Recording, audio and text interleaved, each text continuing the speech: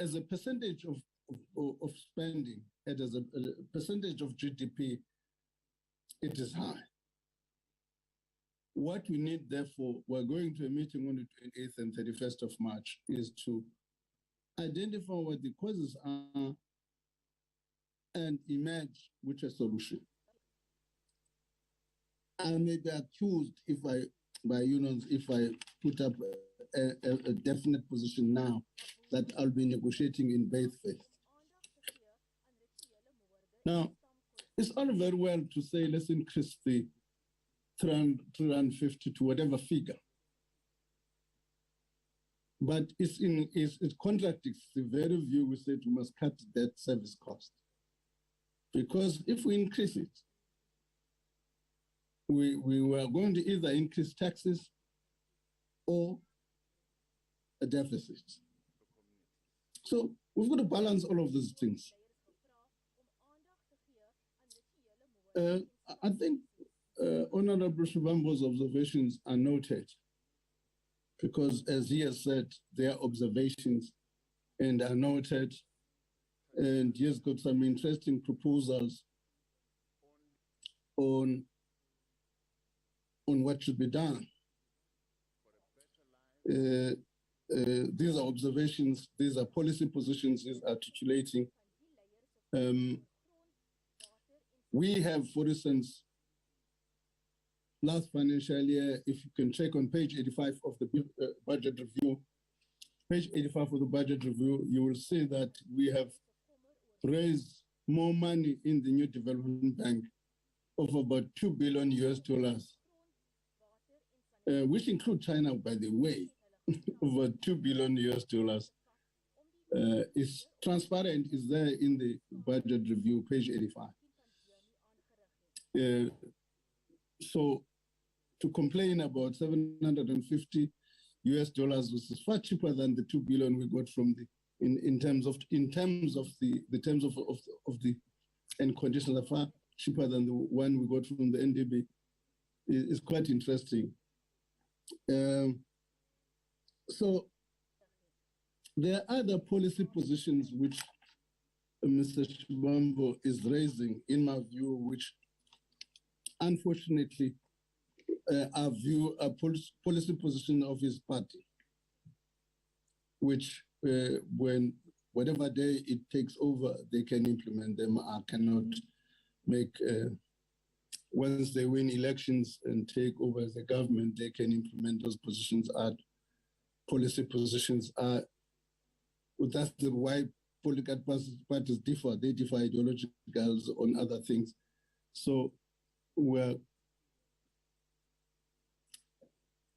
I cannot comment on their policy positions, is theirs, but I'll comment on the practical issues. And I think a number of people have made reference to Asata grant. I've referred all of them to or responded to that. I take this issue, Chairperson, of 30 days payment is a fundamental problem. And we ourselves as Treasury undertake within the committee that we have dropped the ball. We take it from there, we'll come back to both committees and it's a practical question which I think we've dropped the ball in terms of reporting, and we must name and shame, and we'll come back to the committee on that. Insofar as rating agencies, they are on our radar screen. And as Mr. Dion George, they've released something today. Among other things, they said last December, they changed it from negative outlook to stable. That's Fitch. Well, that's what they said in their document today. But part of the problem, if we were to rush for recognition by them,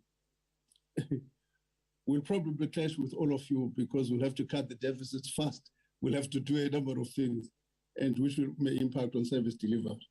So we are balancing a number of things. We're cutting deficits and debt service costs, not because we want to parade in a beauty contest before the rating agencies. We're cutting this because it's in the interest of this economy, because debt service costs are rising and therefore are crowding out other spending. For us, that's the primary focus at the moment. To the extent that that primary focus can get the attention of the rating agencies, it's going to be a bonus for us. So we are doing that, and I mean it. On the 30 days, we will do whatever it takes to deal with that. I hope my colleagues, DM and the team, will take all other issues I might have missed. DM, DG, and the team, thank you very much, Chairperson.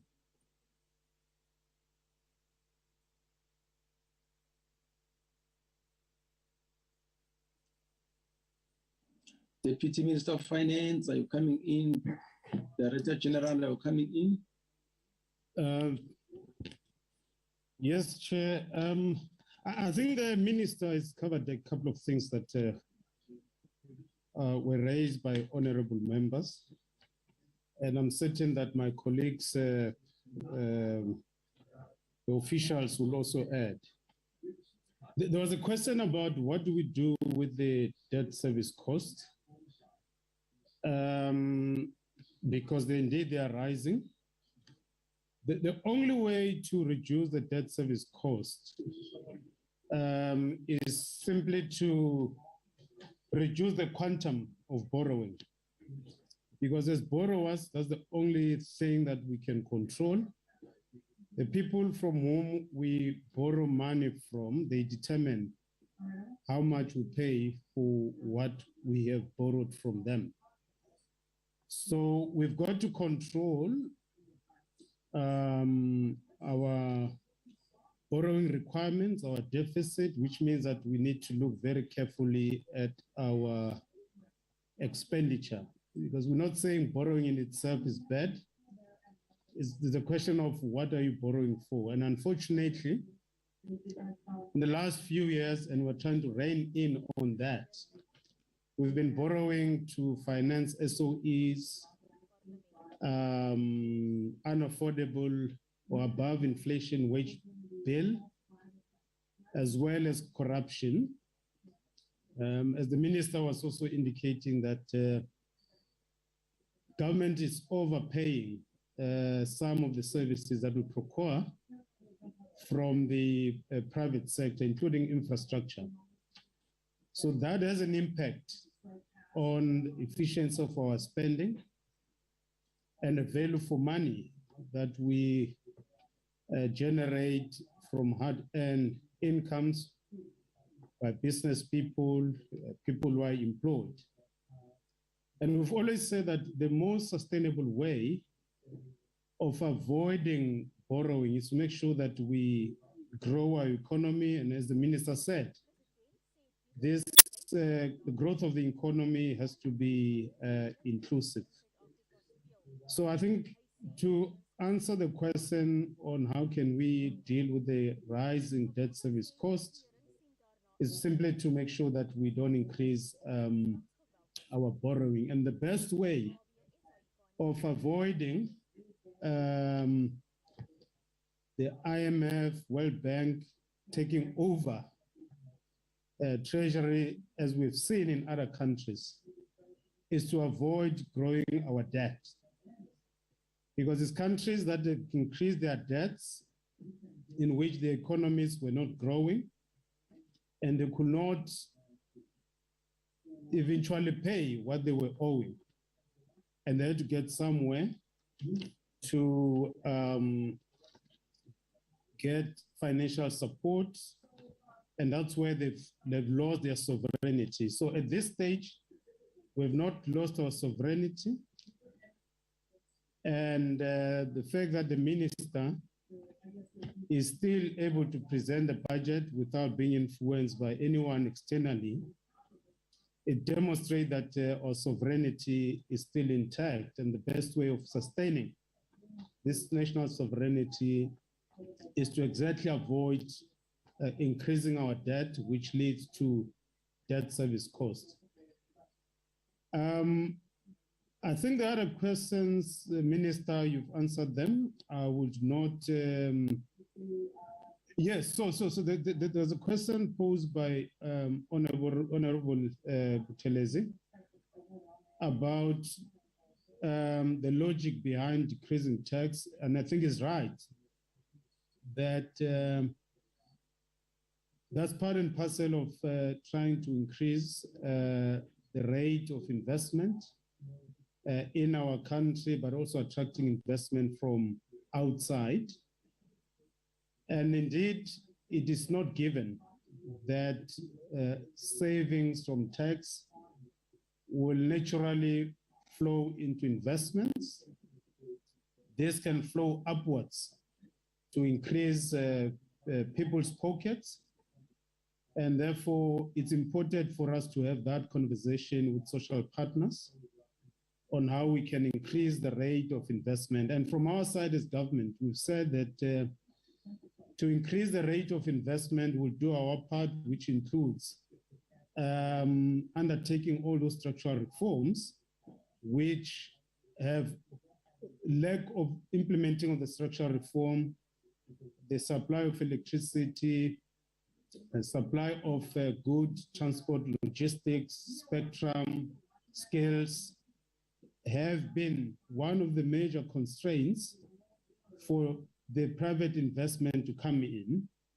And as government, we have been implementing the structural reforms, as colleagues on this platform will know, as part and parcel of making sure that those better returns by companies are also invested in our economy, because there's no way the private sector globally and nationally will invest if we do not, provide electricity, provide better logistics, water, and the necessary skills as well as the spectrum. Chair, thank you very much. And Minister, let me hand over to you.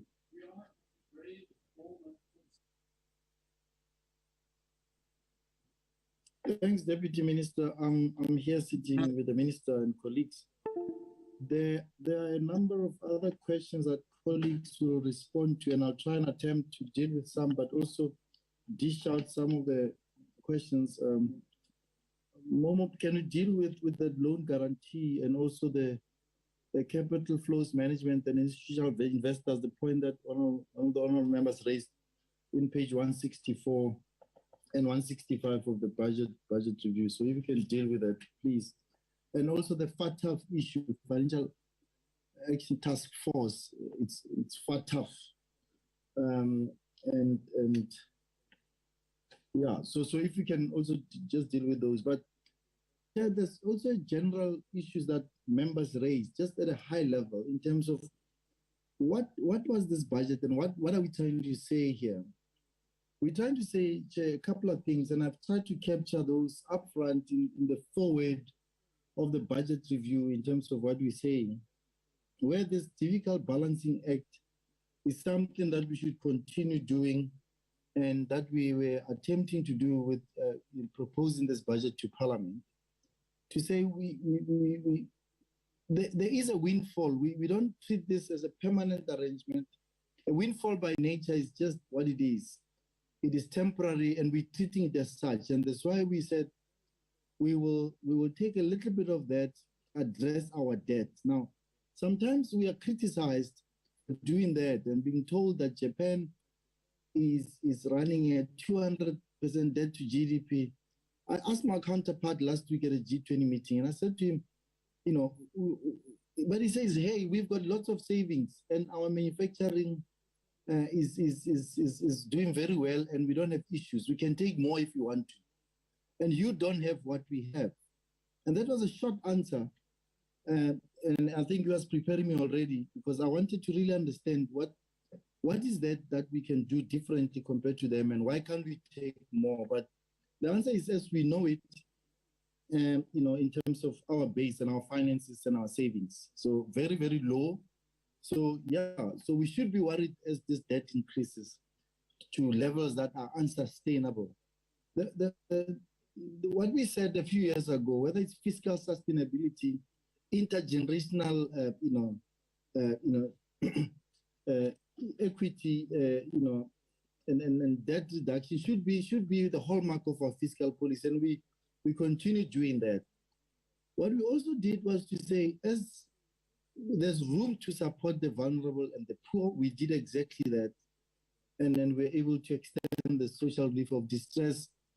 And of course, carefully understanding that if it's more permanent in nature, we'll have to relook at, as the minister said, relook at all our grant framework and decide what we need to do. And at the same time, focus on productive sectors of the economy, talk about structural reform that we need to accelerate in the way that we have to. And also at the same time say, if we give a tax relief to corporate and companies, it on its own can ignite the economy in the direction that we want to, because we'll attract investments, we'll attract more companies to set up house in South Africa and run away from those areas where the income tax, corporate income tax is much, much higher. So there are positive spin-offs and the multipliers that obviously we'll see as this implementation of this goes the way we are. There is just to go. So there are those, and identifying long structural constraints remaining. You have to deliberately deal with them and remove them on the way. And finally, I'm saying in this forward that, and we are being positive when I say there is a light at the end of the tunnel. It's not an oncoming train, like some of my colleagues were suggesting to say that if I put that sentence there, it will be, there's an oncoming train. It's not an oncoming train. We can see that by building the seeds and planting the seeds, we'll certainly reap at the right time if we have to do some of these basics right. And then we've tried to mix what we have to do. So that's the philosophy behind what we presented to Parliament yesterday. And we request, therefore, that this committee and subsequent committees should process it with a broad understanding of where we're going. There are also questions that we also will deal with that are more general in nature around the economy and the assumptions and where, and we also will deal with those. And if need be, Chair Duncan will also come in, because what Duncan is a cash manager of government, and asset liability management. They know when to buy, they know when to redeem debt, they know when to roll over debt, and they know where to get money where it's cheaper, and obviously with clear instructions from the center around some of the things that they should be looking at around, binding South Africa's sovereignty. If we have to talk about the issues that, some of the issues that Honorable Shivambu was raising. So, but Minister did deal with that earlier on. So I will give over Minister to Vipuso. Sorry, so Momo first, and then we will Edgar will come right at the end to close off some of the issues that we picked up. Momo, if you can come in, please, and and the commissioner, we are with the commissioner, I know, he can broadly just deal with issues around the capacity of the tax administration to collect and related issues that came across around where possible, how we view and how we need to continue moving and ensuring that we collect at least what's due to us. Momo? Okay, no, thanks, TG and honorable members. I think it's good afternoon.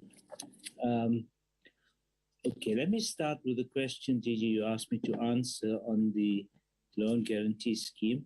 I think members are aware, we did brief the committee that at some point, that obviously when COVID started, we rushed to put in a loan guarantee scheme. At that point in time, we weren't aware at how strong or weak the take-up would be, because it's still ultimately a loan. And in retrospect, I guess, though there was take-up, the scheme did not start immediately. Bear in mind, the banks themselves acted and made certain provisions for their own customers who were in distress. They delayed certain payments and so on, gave them deferred payments and so on. By the time the scheme came into being, which was more like May, I think many of their customers had, on one hand, received some assistance, and we found that the take-up reached, I don't have the exact figure in front of me, but something like just under 20 billion rands. And yes, we expected more, but in retrospect, I guess there were two issues: that perhaps we were too conservative. The criteria were, we weren't taking as much risk as we should have, given the fiscal situation we're in. We didn't want a lot of the guarantees to be called, and perhaps banks themselves are not the best to reach small businesses. But be that as it may, I would still argue that the scheme was relatively successful if you take that and the measures that the banks took, and is sort of more in line with what the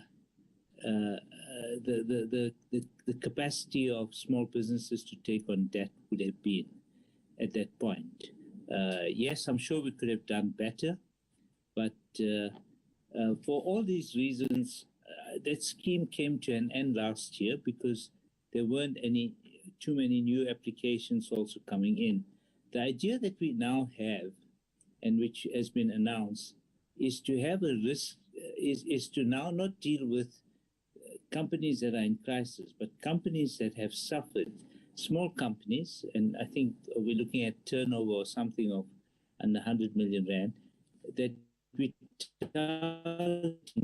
we're saying, can we take part of the guarantee that we had available and have a product where the state would accept more risk and we make it a bit easier for companies that want to grow coming out of COVID to use this mechanism. And we're also saying that we don't just want to use banks, we want to use GFIs, and there are other small business funding providers that if they meet certain criteria, they would also be invited to join.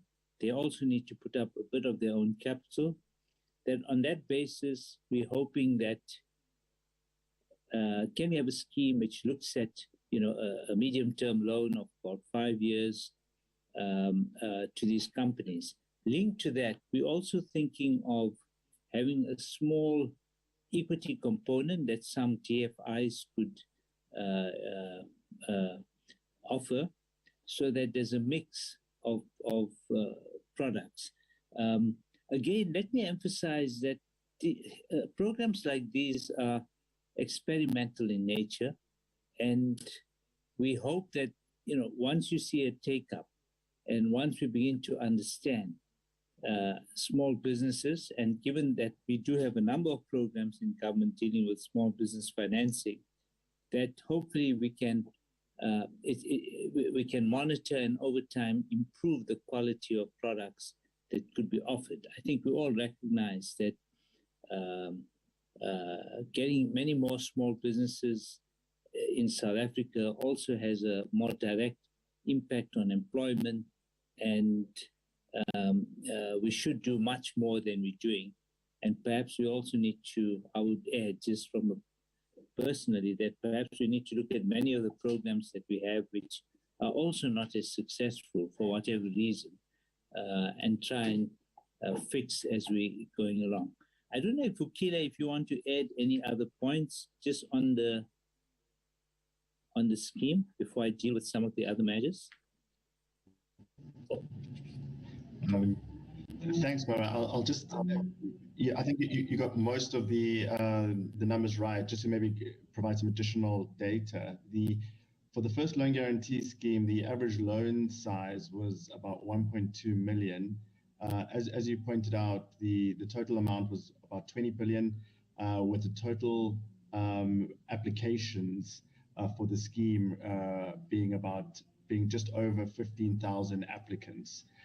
On the regulatory measures that you identified, Mara, there was restructuring support facilitated by the Reserve Bank, totaling at the high point around 350 billion rands, which represented about 10% of the total bank's portfolio. So there was significant relief provided to both businesses and individuals over the worst periods of the lockdowns, in addition to the 20 billion rand that small businesses were able to access through the loan guarantee scheme. I'll stop there. Thank you, Brian. Okay, thanks, Vukile.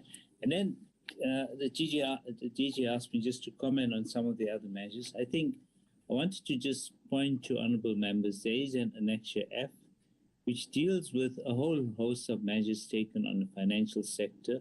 Many of them are not new.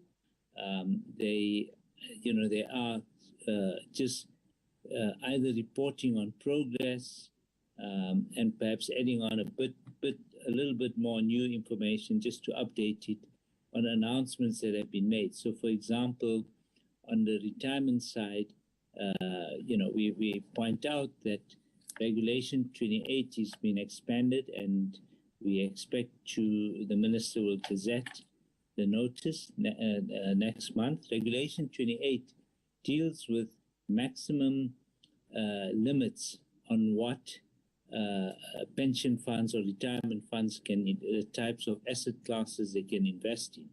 We've now become much more explicit about trustees who can decide to invest in infrastructure, including, different forms of ways of investing in infrastructure through venture capital and private equity and so on. We've taken 2 rounds of comments. I think we've refined it. There are some difficult issues like how do you deal with investments in crypto assets and so on. So we're hoping that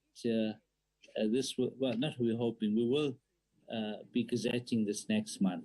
So that will kind of make it much easier for retirement funds to invest in the long term.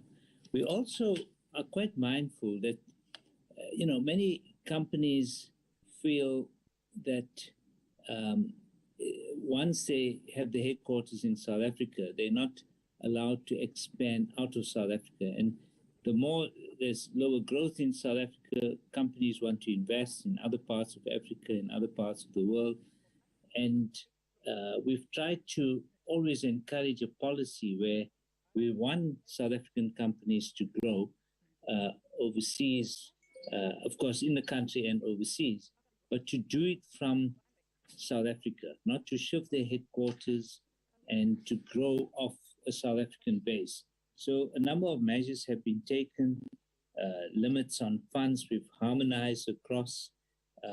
We've looked at how headquartered companies can do what they want to do, their cash management practices, without coming to the Reserve Bank for continual approvals. We have a whole system of authorized dealers that can come in, and we're happy to come and provide more information on these, but I won't touch on these. There's also, the whole approach to climate disclosures, which helps investors and so on. So there's a number of measures that we've taken on this score. I want to move on also and just deal with some of the questions on tax, since I've got the Commissioner and Chris Axelson with me.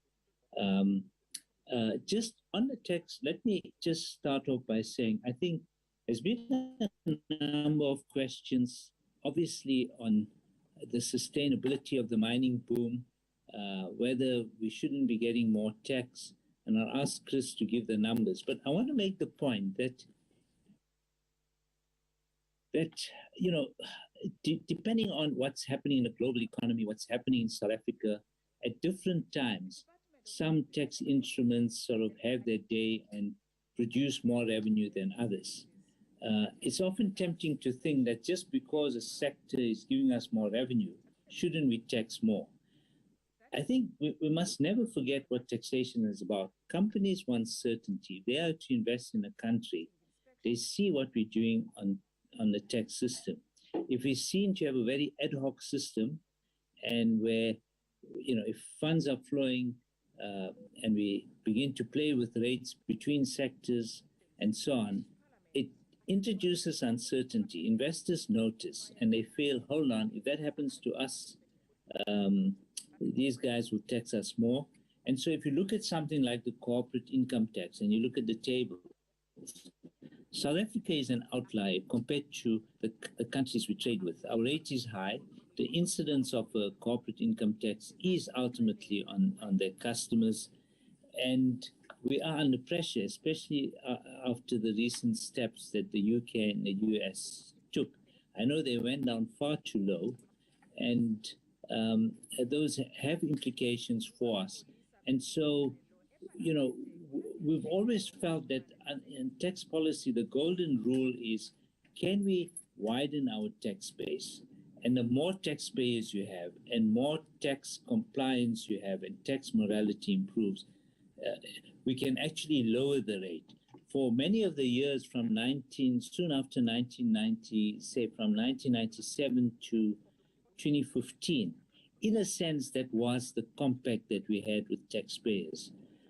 After 2015 and after state capture and the loss, growing erosion of tax morality, it became, and lower growth, it really became more and more difficult. We've had to start raising taxes, which up to 2015, the major tax instruments were always downward. Obviously, there are small taxes that we've introduced, and some like fuel levies and so on have gone up with inflation. The sin taxes have gone up. But when you talk personal income tax, corporate income tax, VAT, the approach has been to, as I said, to widen the base to the extent that we can, or certainly with PIT and with CIT. We also have to look at the composition between direct and indirect taxes. South Africa becomes an outlier. So there's many considerations. And what we say is, the ideal is tax policy must be boring, and it's a blunt tool to reach any particular objective. So when we, for example, have one sector growing and there's high revenue, we do benefit in many ways, both directly, like on the mining side, there's certainly the mining royalty that we have, which is, Chris can provide the numbers. But the downside is there are times when the same sector goes into decline. And if you're going to take on a windfall at the top, we are under more pressure than to support on the downside. So there are pros and cons. I'm not saying that we can't have legitimate discussions on those, but there are signals that we send out to investors, and certainly in mining, it's a long-term investment, as we are aware. I think Honorable Buthelezi asked a question. I'm not sure if I heard it right, but knowing where he comes from, like myself, when VAT was first introduced and so on, I know we all resisted. We went into the streets. It was the old apartheid government that had introduced it. And I don't know if that's what you were referring to, Honorable Buthelezi, when you said that it was temporary.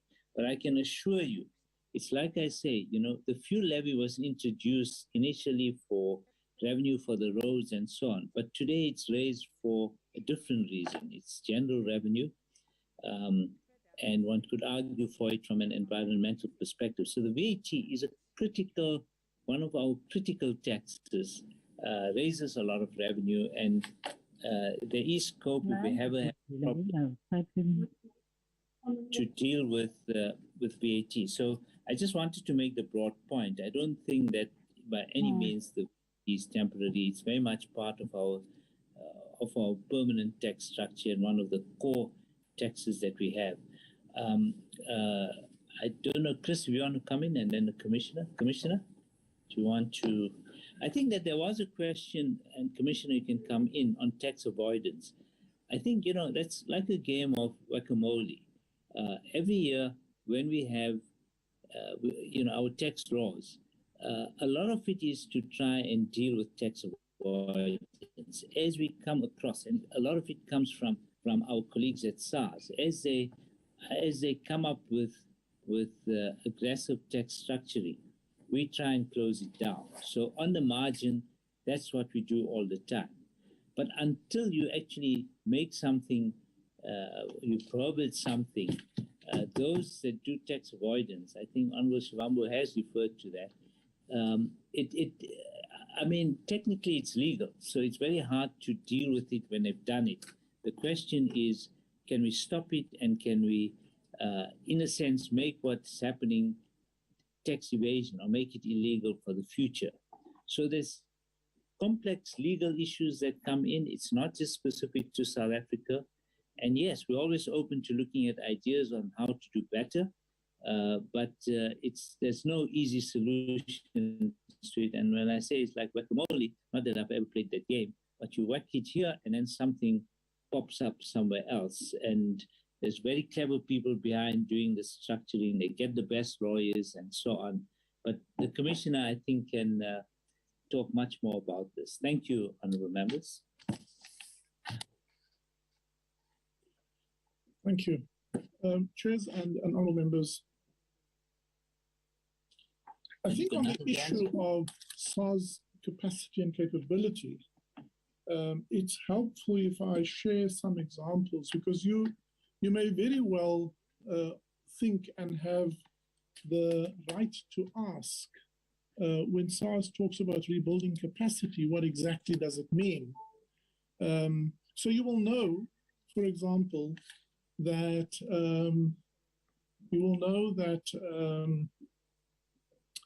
we have lost since 2014 over 2,000 staff, as an example. You will know that we have had to pause on the modernization program. So what do our people do? And what do we do to administer the laws is quite an important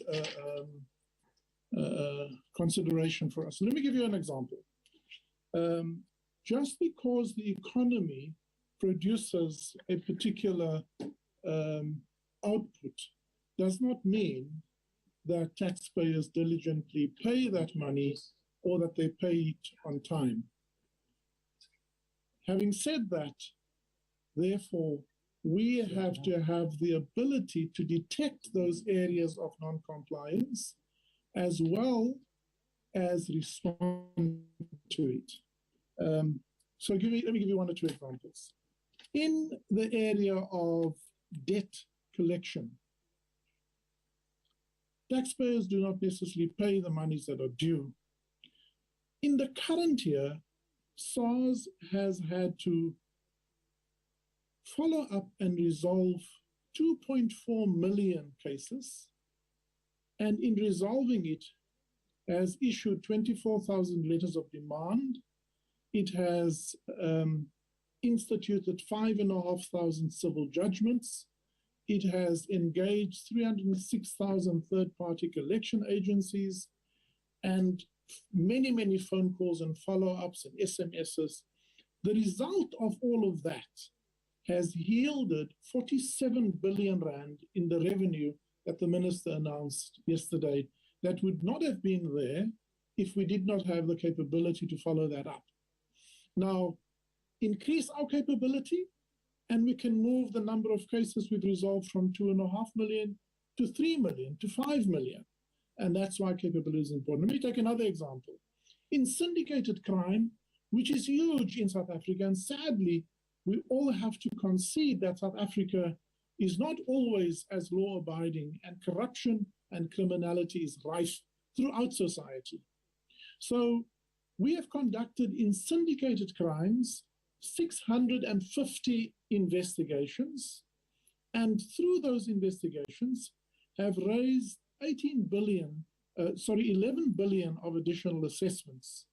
All of that will be followed through, but these are complex investigations taking teams of people that have to take on smart people and criminals to bring them to book and to resolve these issues.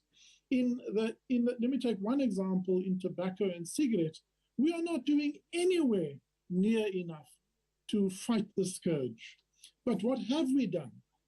We have, for example, during the pandemic period, we have confiscated almost 400 million sticks of cigarettes to the value of over 430 million rand. We have raised an additional 18 billion of assessments because of the audit work we have done in this area. We have cancelled 3 licenses of clearing agencies, liquidated another, handed over 8 cases for further criminal pursuit. In working with the NPA, we have handed over 220 cases that we have completed the civil work on and have detected criminality, and we hand over prosecution-ready files to the NPA. Included in this, by the way, were 43 PPE procurement corrupt cases. We have this year had 113 successful convictions, including 11 PPE convictions. We've only had 3 acquittals. To prepare those cases, to prosecute them, requires people. In the area of customs, similarly, we have conducted over 3,700 search and seizure operations, successfully had 348 detentions, and yielded a customs value of detentions of 3.5 billion rand. And I can carry on with more examples. Let me turn briefly to the area of a big issue of VAT refund fraud. And this is out and out taxpayers, honorable members, who target the VAT system in order to steal from the state. The biggest opportunity there is VAT refund fraud. We processed year to date about 3.5 million VAT returns. Included in that will be over 650,000 VAT returns that have a credit, in other words, a potential refund of 266 billion. That's the biggest, 90% almost of all refunds that we pay out. Of that, we have already paid out 212, and we have conducted audits on 37% of those cases. I can share with you that because of the audit and investigation work that we do, we were able to prevent the outflow of 30 billion of refunds that would either have been impermissible, unlawful, or even criminal. In the case of personal income tax, similarly, we have to process 5.3 million returns to date, including refund claims on the refund system of 30 billion. We have paid out 20 billion, selected 10 billion for audits, and of that which we have selected, almost 8 billion have had to stop. So I can share with the members that just this year, because of the work we have done, we have prevented the outflow of 55 billion of refunds.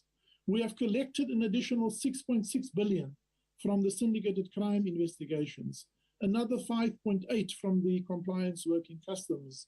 And when the minister says we will overperform by 182 billion, you have a sense of what the activity is that SARS has to prosecute and execute to secure this revenue for us. In terms of modernization, we cannot process the data and we cannot process all of our work manually. So the investment into technology, into data science, into artificial intelligence is what allows us to detect the fraud. And then, of course, human beings have to still apply their mind to it.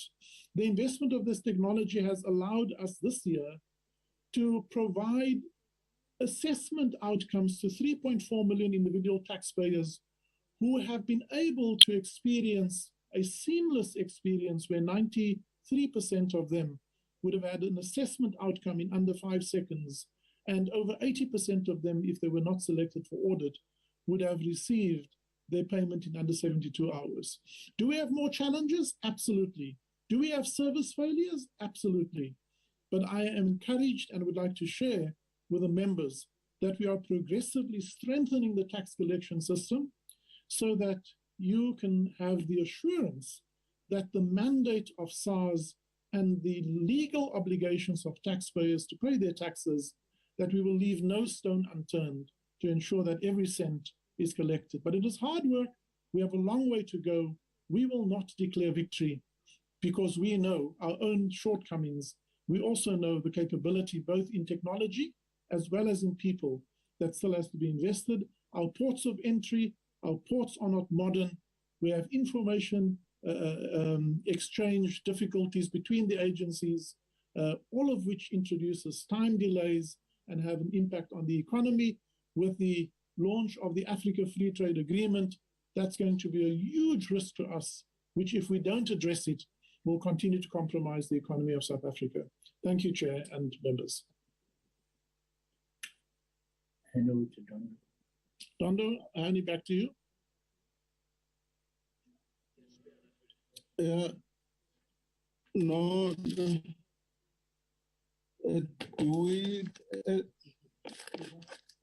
No, we've kind of finished, Chairperson, unless there's another round.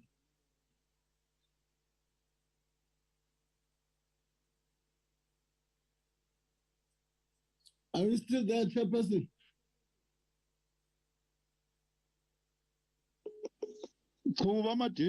I'm co-chairing. No, I'm saying from our side, we're finished. Okay. And we're approaching 3:20 now. Okay. Remember, colleagues, the scheduled time allocation for committees is almost 3 hours. So now we have taken, we started what time? Was it 12:30? Yeah. We're left with 10 minutes. Okay. If ever there are those who want to do quick follow-up, make short statements or short questions, and then the minister responds in the next 10 minutes. Honorable Shibambo. Thank you. I have asked a question about the PIE. I didn't see the response to what is the role of the PIE. About what? I can't hear him. The economy. What is the Honorable Shibambo, can you be audible? There's something. I asked a question about the PIC's role. That is one. And then I asked a question about the process of African Bank and creation of a state bank. And the minister contemptuously dismisses it, says, no, it's your policy which will implement when you take over government. But I thought it's ANC policy as well, but also it was a process which was reported here. I thought there was a handover when they said you were going to be Minister of Finance. Didn't they tell you what was happening before you arrived?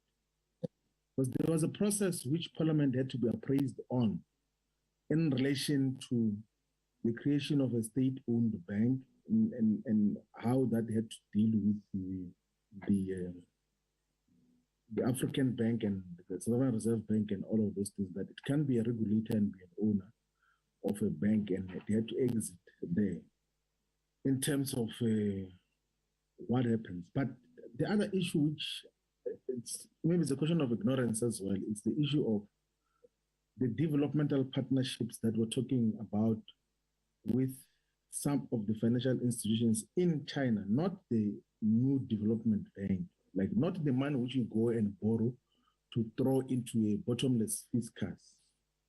Talking about developmental partnerships, and I even gave specific examples of the mega projects that are run in Tanzania, in Kenya, in Egypt, in Morocco, everywhere else in the continent where there is meaningful developmental partnerships, which of course will include some concessional loans and a variety of other things. And that is what we're talking about. So if you do not know don't attribute something else to what you do not know. So you can then say that you're going to go look for further information, or you should be provided so that you are able to then deal with these things differently. And the other issue which is not clear is that there's no empirical relationship between cutting company income tax and further investments. There's never happened anywhere. Like, you're just enriching the company owners.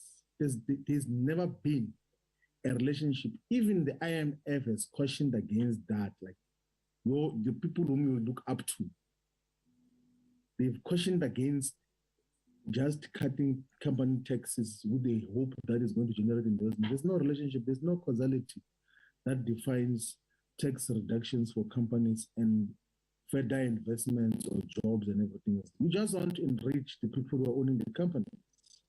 And that is what it is in terms of how we handle this. But the specific questions I've asked in relation to the State Bank, the PIC, might even add the Sovereign Wealth Fund, all of those things that you have made commitment, you said you're going to update us on. Let's get an update in this meeting, please. Okay, thanks, Honorable Shibambu. Honorable Ryder. Thank you very much, Chair. Thanks for the second bite. I do appreciate it. Minister, the zero-based budgeting was a big buzz phrase that was thrown around at the last budget, and we were told that there was a pilot project happening and we were going to see how it went. I'm surprised we haven't had an update on that pilot project, and perhaps a rededication or an affirmation of the Treasury's position on zero-based budgeting. Just out of interest, Busisiwe Mavuso from the Business Unity South Africa wrote an excellent article in the Business Day earlier this week about that, which is worth a read. The second issue, Minister, relates back to a comment that Minister Mboweni made on the 19th of March last year about the $50 million that had been stolen out of the safe at the State Security Agency. And he did say that if that money didn't find its way back to where it belonged, that he would be cutting the State Security Agency's budget. Has that money found its way back, and where are we on that particular issue? Please, do you have a similar stance as Minister Mboweni? Are we ever going to find that money back? $50 million would go a long way to putting some food on some people's tables. Thank you, Chair. Thanks, Honorable Ryder. Honorable Minister, over to you. In the next 6 minutes, you can respond to those questions raised by the two members. Then we close at 3:30. Yes, I will need to follow up on the 15 million. I'll need to follow up on that. I don't have an answer right now. And I can't even say whether I'll take a similar stance. I need better information before I could make such a decision. In so far as zero-based budgeting, we will make a statement, a definite statement in the medium-term budget policy statement. It's not an easy thing to do, but we're engaging on it as we speak. We've set up a team which has been looking into departmental budgets, and on the basis of that, we'll be making a statement. Insofar as the state bank is concerned, the government has a state bank in the form of the post bank. The instruction I have from the president is that I must make sure that that state bank is functional. I don't have instruction for the African bank from the president. As far as I know, his instruction to me is to make sure that I can finish all the regulatory issues affecting the post bank. What was it? So the PIC, I'll ask the DM as somebody who has got operational responsibility as chair of the PIC to deal with that. The rest of the other stuff, all these developmental partnerships, I repeat my point.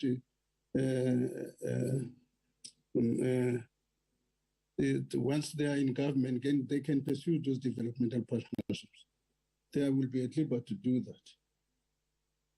That's why people go to an election. They come with different policies and different partnerships. They want to do that. That's what a democracy is about. So he is at liberty to pursue those policies. like what was on who's this? Oh,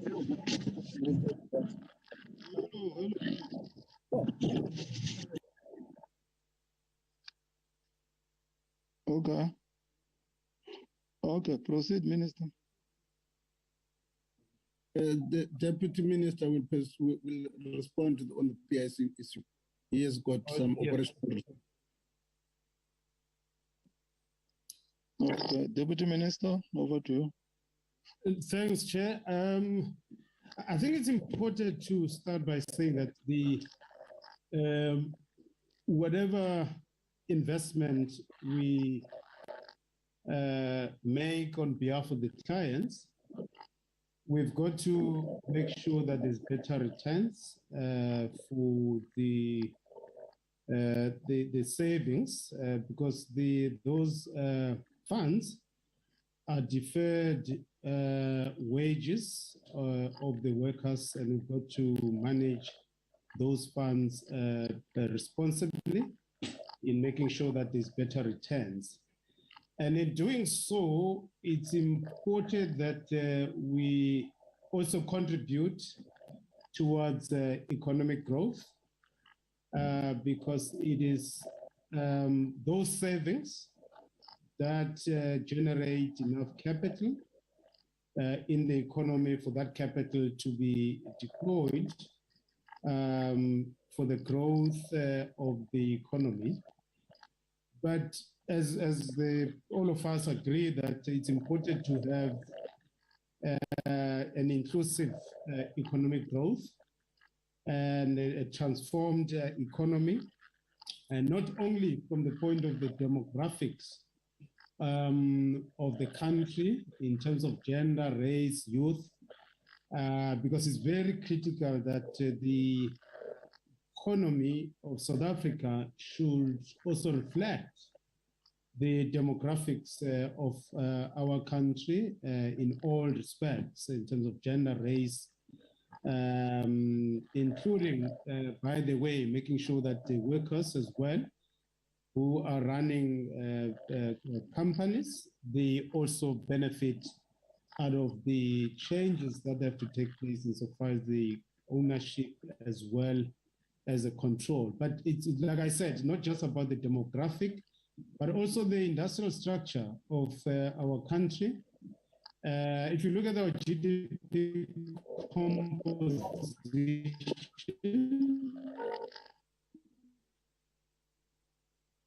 it is largely primary sector, the financial sector,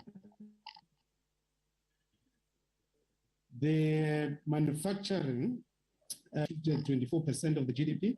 It has significantly gone down now to can share the exact figures in that regard. So it is deal with the issues that the PIC has gone through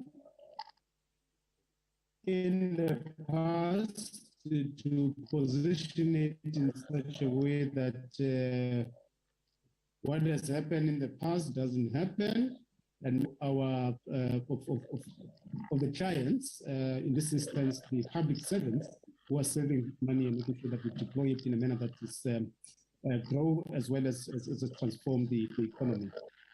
Thank you, Chair. I hope I've answered the question posed by Honorable Shwanda. Okay. What's happening here? Cancel. Where do I go? Okay, there we are. Thanks very much, Deputy Minister. Minister, colleagues from the four committees, standing and select committees, officials from Treasury, Commissioner, Sir. Can we close? We are meeting again on Tuesday. No, before closure, because I thought the Deputy Minister is going to give us. No, I know that, but can we be given a report on the update on African Bank? Because in the meeting here, the recently outgone Minister of Finance said that the Deputy Minister has been mandated with the task of establishing a state-owned bank, and that would take into consideration the African bank. So the current minister says there's a different mandate, but can we be given an update of where is that report which the deputy minister was mandated to then deal with? What is happening with that? We'll just leave it like that. When there was a commitment here that the committee will constantly be updated about it. Where is it? Okay, we'll get the report on the 4th of on Friday when Treasury responds. Let's for now adjourn and thank everybody who has been participating in this meeting, the minister, deputy minister, honorable members, National Treasury, SARS, media, the support teams, the entire support team from Parliament, from both NA and NCOP. Thanks very much. We'll be meeting again on Tuesday, the 1st of March at 9 o'clock to get a briefing by FFC and PBO on the budget. Thanks very much, colleagues. The meeting is adjourned. Thank you, Chair. Thanks, Chair. Well done. Thank you.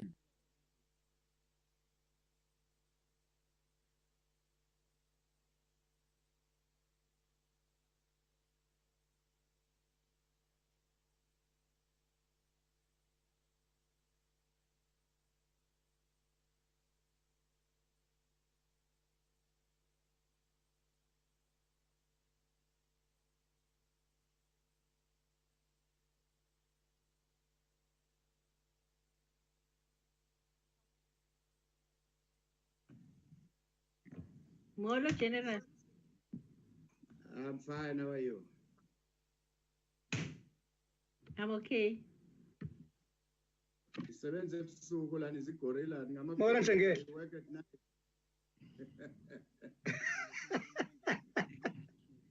Molo Ntengela. Isebenza ngobusuku.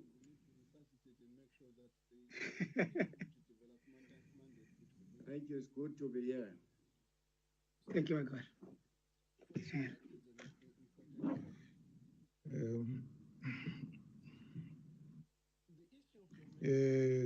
Good evening, colleagues. Am I audible? Good evening. Yes, you are. Yeah, thank you. Oh, good evening. Good evening. Good evening, Deputy Minister.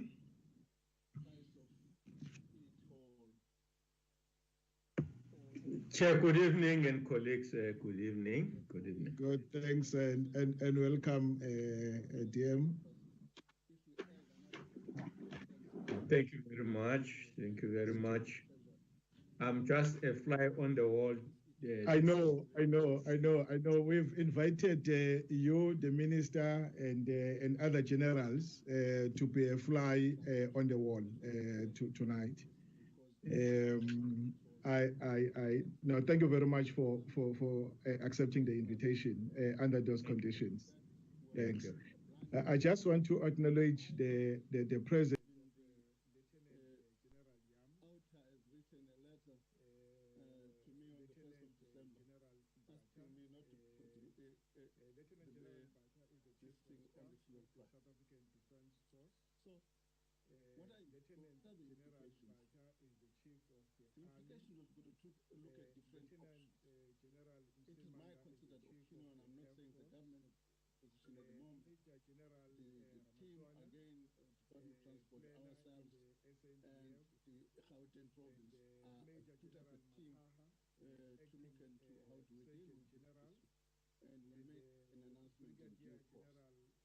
But the principle I want to put on the table is that whatever we do, in my view, we should not kill the principle of user pay.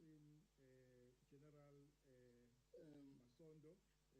is not in the system. It's not in the budget at the moment. Understand is also on the platform, and the retired please. We have not made any decision about from the defense any amount. We understand I will Parliament be is the getting my national list there's no doubt about that. so that I Once acknowledge we are all provided with the request by our Parliament invited guests and numbers, to this we will make the necessary response and adjustment. At the moment, we have not been given any information as to how much will it cost, the program for today and therefore, so that we should apply our minds. That the However, committee the point